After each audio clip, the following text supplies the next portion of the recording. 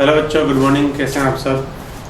तो बच्चों, अपन ने प्रीवियस क्लास में डिस्कस किया था सॉल्युबिलिटी को, ठीक है, यानी कि विलेयता। तो इसका अपन बेसिकली थोड़ा सा रिवीजन कर लेते हैं। सॉल्युबिलिटी क्या है?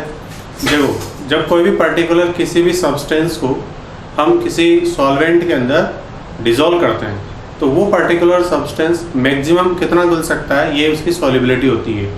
फॉर एग्जांपल में बात करूँ तो जैसे हमने डिस्कस किया था कि solubility of gas in liquid, यानी कोई भी गैस मैक्सिमम कितना घुल सकती है किसी भी लिक्विड के अंदर, ये उसकी सॉल्युबिलिटी है। Solubility of solid in liquid, यानी कि कोई भी सॉलिड मैक्सिमम यानी अधिकतम कितना घुल सकता है किसी भी लिक्विड के अंदर, किसी भी द्रव के अंदर, ये उसकी सॉल्युबिलिटी है। तो ये हमने इस तरीके से सॉल्युबिलिटी को डिस्कस किया था। फिर हमने ये देखा था कि सॉल्युबिलिटी को कौन कौन से फैक्टर्स अफेक्ट करते हैं, यानी कि विलेयता को प्रभावित करने वाले कारक। तो विलेयता को प्रभावित करने वाले कारक 4 बताए थे आपको। पहला कारक था ताप का प्रभाव, दूसरा गैस की प्रकृति यानी कि विलेय की प्रकृति, तीसरा है विलायक की प्रकृति और चौथा है दाब का प्रभाव। उसमें से आपने पहला जो फैक्टर है ताप का प्रभाव, ठीक है, फर्स्ट इफेक्ट ऑफ टेम्परेचर,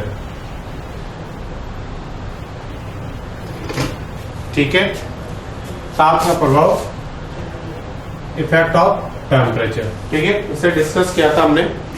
और इसमें बेसिकली आपको बताया था मैंने कि सॉल्युबिलिटी जो है टेम्परेचर के इनवर्सली प्रोपोर्शनल होती है, यानी कि सॉल्युबिलिटी जो है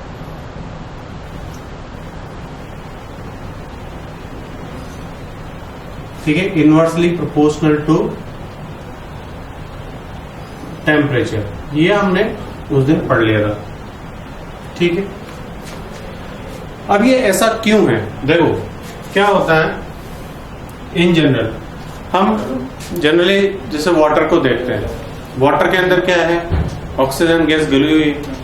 जब पानी गर्म होगा तो गर्म पानी में हीट जब एब्जॉर्ब होगी तो वहां पर गैस के जो अणु हैं, जो गैसेस मॉलिक्यूल्स हैं, उनको काइनेटिक एनर्जी यानी कि गतिज ऊर्जा मिल जाएगी। जब उनको गतिज ऊर्जा मिल जाएगी तो जाहिर सी बात है वो स्थानांतरित हो जाएंगे, एक जगह से दूसरी जगह चले जाएंगे, यानी लिक्विड की सरफेस को छोड़ करके बाहर चले जाएंगे, ठीक है। They will transfer from the liquid surface to atmosphere. तो कुल मिलाकर बात क्या हुई कि पानी के अंदर जो कि हमारा विलायक है उसके अंदर गैस की मात्रा कम हो गई। पानी के अंदर जब गैस की मात्रा कम हो गई तो हम ये कहेंगे कि solubility of gas in liquid कम हो गई, ठीक है। तो इस तरीके से टेम्परेचर रेज करने पर गैसों की सॉल्युबिलिटी लिक्विड में कम हो जाती है। कारण क्या है, गैसेस मॉलिक्यूल्स को काइनेटिक एनर्जी मिल जाती है और वो ट्रांसफर हो जाते हैं liquid surface to another atmosphere, ठीक बात है। इसी चीज को समझना था हमें ली चैटलियर प्रिंसिपल से। ली चैटलियर प्रिंसिपल में आपने 11th क्लास में पढ़ा होगा, ली चैटलियर का नियम, हिंदी में अपन इसको लिखते हैं कि एक्सोथर्मिक और एंडोथर्मिक 2 टाइप्स रिएक्शन होती है, उनके लिए इक्विलिब्रियम पर डिफरेंट कंडीशंस हमने पढ़ी थी, ठीक है। आपने 11th क्लास में सभी बच्चों ने पढ़ी होगी, जो भी जहां भी पढ़ा है, जो यहाँ पे पढ़ा है इसी कोचिंग में, उन्होंने भी ली चैटलियर प्रिंसिपल को बहुत अच्छे से समझा था। तो आज अपन उसी से कोरिलेट करके इसको आंसर देंगे, ठीक है। तो अगर आपसे पूछा जाए कि इफेक्ट ऑफ टेम्परेचर सॉल्युबिलिटी पे क्या होगा according to Le Chatelier principle, Le Chatelier के नियम के आधार पर समझाइए, या उसके अकॉर्डिंग कोई भी क्वेश्चन बनता है, तो देखो सबसे पहले तो सॉल्युबिलिटी के बारे में हम विचार करते हैं।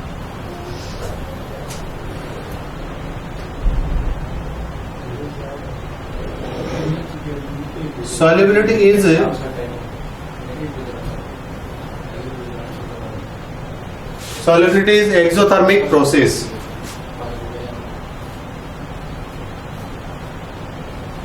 ठीक है। एक्सोथर्मिक का मतलब हो गया ऊष्मा शेपी। तो सबसे पहले जब भी ली चैटलियर प्रिंसिपल की बात अपन किसी भी क्वेश्चन में करेंगे तो आपको ये देखना होता है कि सिस्टम कैसा है। सिस्टम से मतलब यहाँ पर है कि आपकी जो रिएक्शन है, जो आपका प्रोसेस है, वो कैसा है। Either it will be endothermic और एक्सोथर्मिक, या तो ये ऊष्मा शेपी होगा या ऊष्मा शोषी होगा। ऊष्मा शेपी में क्या होता है, ऊर्जा बाहर निकलती है, उष्माक्षेपी को अपन बोलते हैं एक्सोथर्मिक। एक्सोथर्मिक में हीट बाहर निकलती है और एंडोथर्मिक में हीट एब्जॉर्ब की जाती है सिस्टम के द्वारा। ठीक है, तो हम इसे यहाँ पर टेक्निकली ऐसे लिखेंगे, सॉल्यूट प्लस सॉल्वेंट, और ये क्या बनाता है, सॉल्यूशन। ठीक, प्लस एनर्जी, ये एनर्जी यहां पर बाहर निकल रही, क्यों, क्योंकि प्रोसेस सॉल्युबिलिटी का कैसा है, एक्सोथर्मिक है।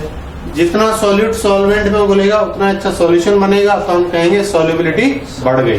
ठीक है, और अगर मान लीजिए सॉल्यूट सॉल्वेंट में से अलग हो रहा है, सॉल्यूशन में से अलग हो रहा है, इसका मतलब अपन कहेंगे सॉल्युबिलिटी डिक्रीज हो रही। ठीक है, अब देखो टेम्परेचर इंक्रीज करने पर, ठीक है, टेम्परेचर इंक्रीज करने पर ये जो इक्विलिब्रियम है, ये यहाँ पर सिस्टम को किसमें है, इक्विलिब्रियम में है, साम्य में है।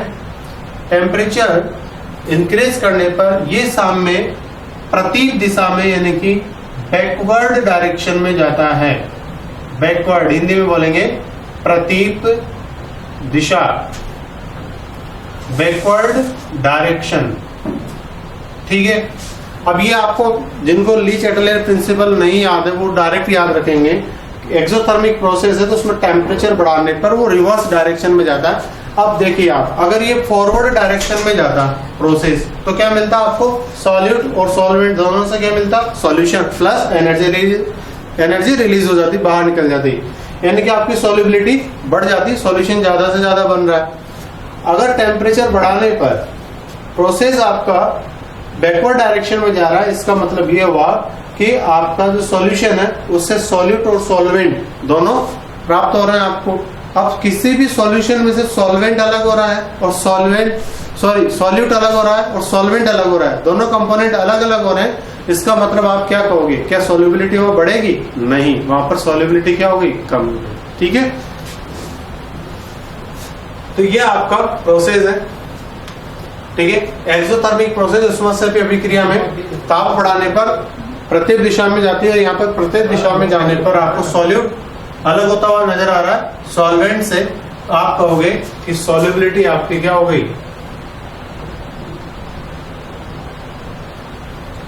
डिक्रीज हो गई। ठीक है, ये डिक्रीज का साइन है। इसको पूरा जो अभी मैंने समझाया वो लैंग्वेज में लिखा हुआ आपको नोट्स में अंदर मिल जाएगा, नोट्स आपको ग्रुप में प्रोवाइड कर देंगे। ठीक है, पीडीएफ में। एक बार फिर समझा रहा हूं, एक्सोथर्मिक प्रोसेस है। एक्सोथर्मिक प्रोसेस में क्या होता है, टेम्परेचर बढ़ाते हैं तो वो बैकवर्ड डायरेक्शन में जाता है। यहाँ पर बैकवर्ड डायरेक्शन में आपको क्या दिखाई दे रहा है, सॉल्यूट प्लस सॉल्वेंट। ठीक है, यानी सॉल्यूशन से दो चीजें बन रही है, एक सॉल्यूट और एक सॉल्वेंट, यानी सॉल्युबिलिटी कम हो रही है।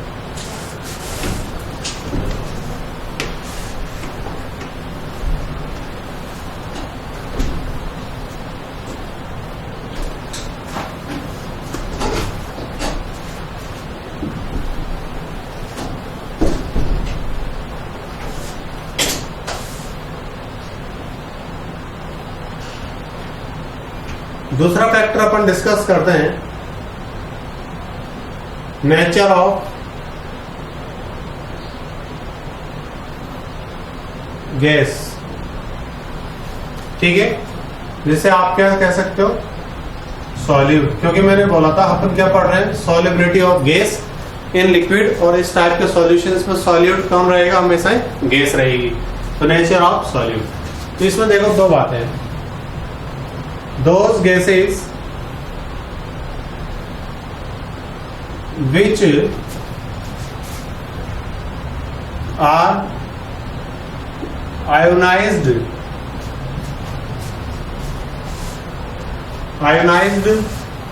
comma react with water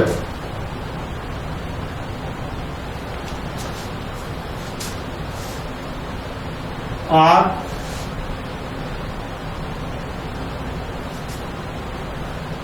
more soluble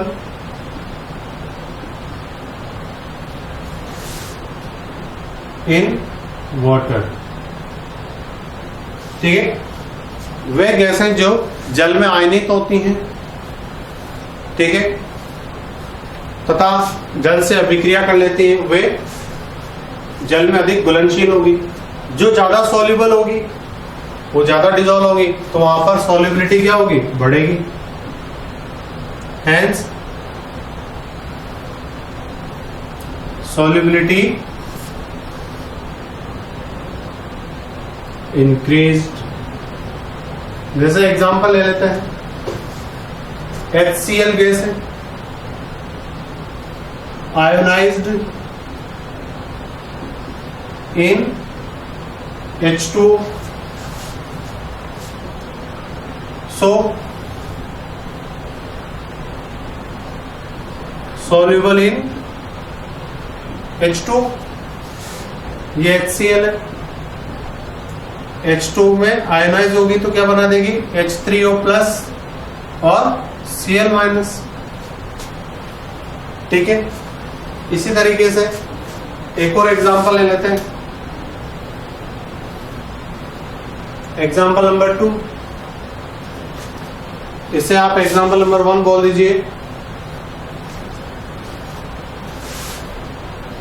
CO2 NH3 SO3 etc. react with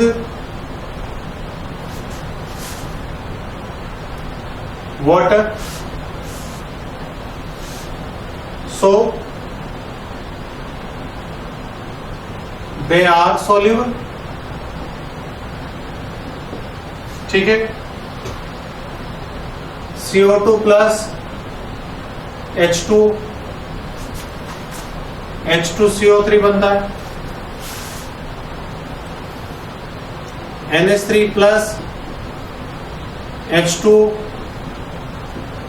NH4OH बन जाता है, तो ये CO2 इसके अंदर सॉल्युबल है, NH3 सॉल्युबल है। इसी तरह से आपका SO3 प्लस H2SO4 बन जाता है, तो ये सॉल्युबल है। तो कहने का मतलब क्या हुआ कि ऐसे गैसेस जो या तो वाटर में आयोनाइज हो जाए या फिर वाटर से रिएक्शन कर ले, वो ज्यादा सॉल्युबल होती है और उनकी सॉल्युबिलिटी क्या हो जाएगी, ज्यादा। जो गैसें आयोनाइज भी नहीं हो सकती, रिएक्शन भी नहीं कर सकती, उनकी सॉल्युबिलिटी वाटर में क्या होगी, लिक्विड में क्या होगी, कम होगी, क्योंकि वो रिएक्ट नहीं कर पा रही है, आयोनाइज नहीं हो पा रही, तो उनकी सॉल्युबिलिटी भी क्या होगी, कम होगी, ठीक है। नेक्स्ट है हमारे पास third factor, nature of solvent.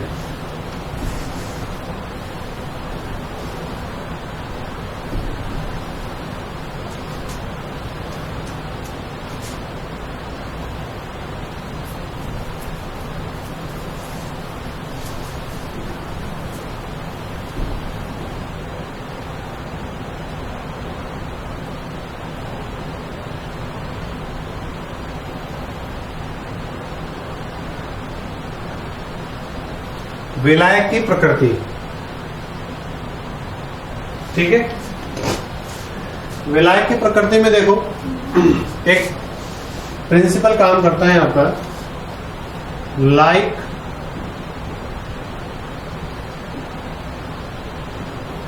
Dissolve like,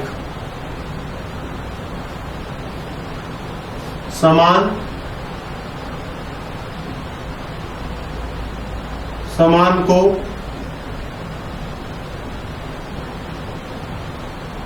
गोलता है, ठीक है। इट मीन्स देखो पोलर में डिजोल्व होगा, नॉन पोलर को हिंदी में बोलते हैं ध्रुवीय, यानी ध्रुवीय के अंदर डिजोल्व होगा। जो भी पोलर सॉल्वेंट होते हैं वो पोलर में डिजोल्व होंगे, ठीक है। नॉन पोलर में डिजोल्व होगा, ठीक है। जैसे NH3HCl है, ठीक है, ये H2 के अंदर सॉल्युबल होती है, ठीक है। तो लिख लीजिए आप नॉट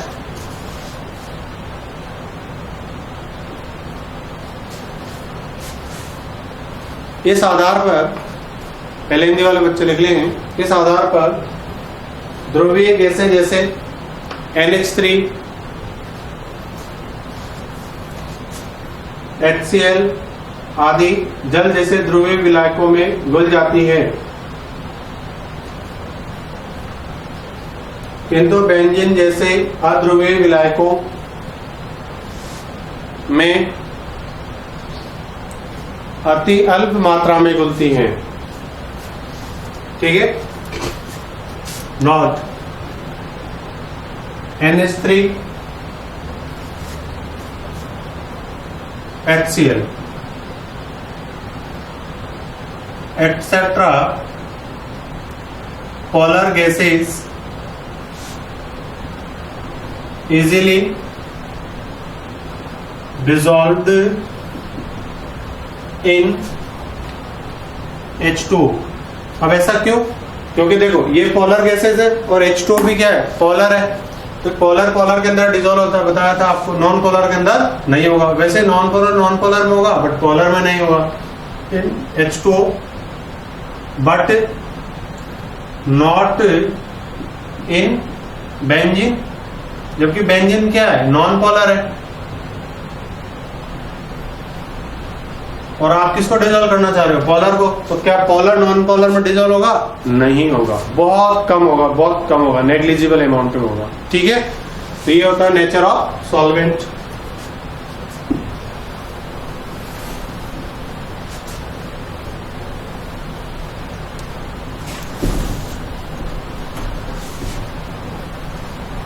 नेक्स्ट लास्ट फैक्टर जो सोल्युबिलिटी को अफेक्ट करता है वो है इफेक्ट ऑफ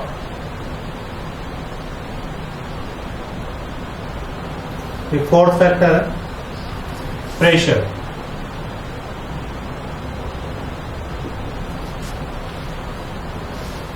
दाब का प्रभाव। ठीक है, इसी के अंदर अपन हेनरीज लॉ में पढ़ते हैं। इफेक्ट ऑफ प्रेशर में अपन देखते हैं व्हेन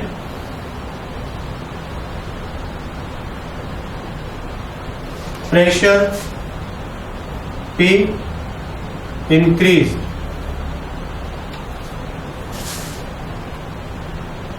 then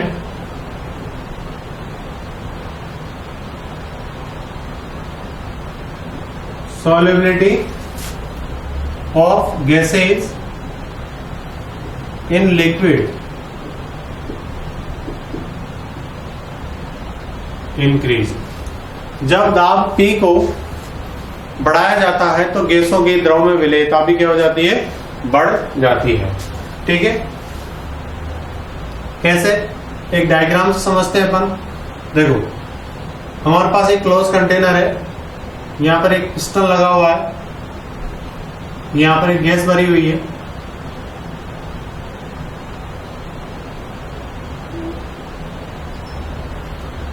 यहां पर सॉल्यूशन भरा हुआ है और ये गैस भरी हुई है।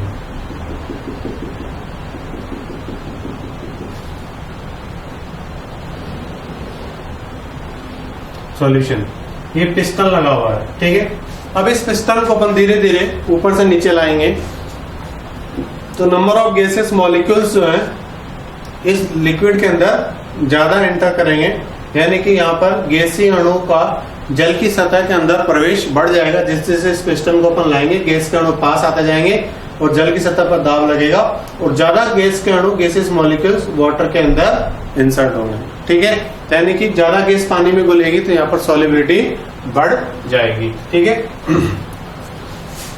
अब आगे क्या हुआ कि फर्स्ट टाइम एक साइंटिस्ट आए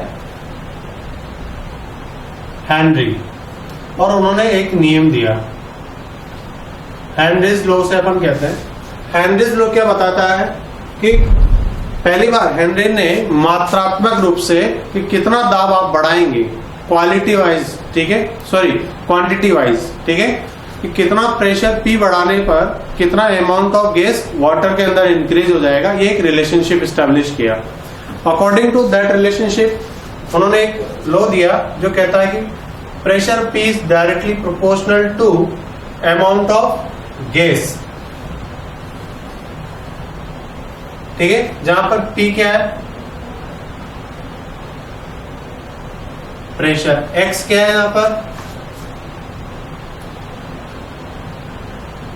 अमाउंट ऑफ गैस, यानी जल में घुलने वाली गैस की मात्रा X दाब P के समानुपाती होती है। यानी P को बढ़ाएंगे तो गैस की मात्रा भी बढ़ेगी, यानी कि सॉल्युबिलिटी भी क्या हो जाएगी, बढ़ जाएगी।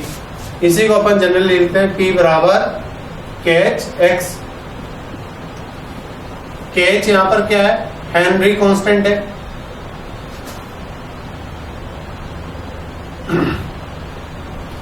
हेनरी कांस्टेंट, ठीक है। It's value different for different gases, यहां पे लिख देता हूं मैं, इट्स वैल्यूज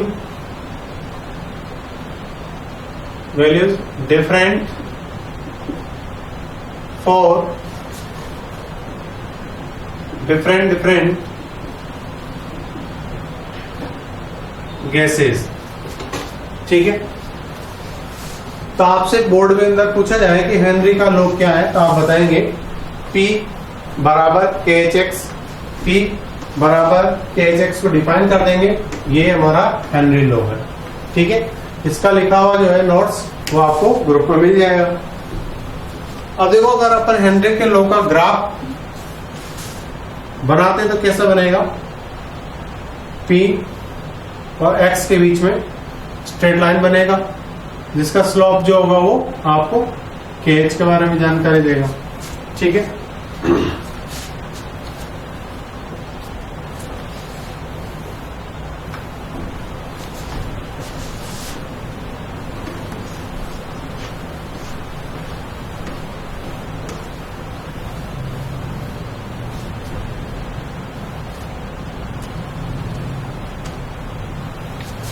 अब नेक्स्ट हमारा टॉपिक होगा एप्लीकेशन ऑफ हेनरीज लॉ। तो ये अपन अगले लेक्चर में देखेंगे। अभी तक अपन ने कंप्लीट कर लिया है, ठीक है ना, हेनरी के लॉ को एक बार आप पढ़िएगा, आपको नोट्स में डिटेल में जो भी लिखा हुआ है वो भी मिल जाएगा। ठीक है, थैंक यू।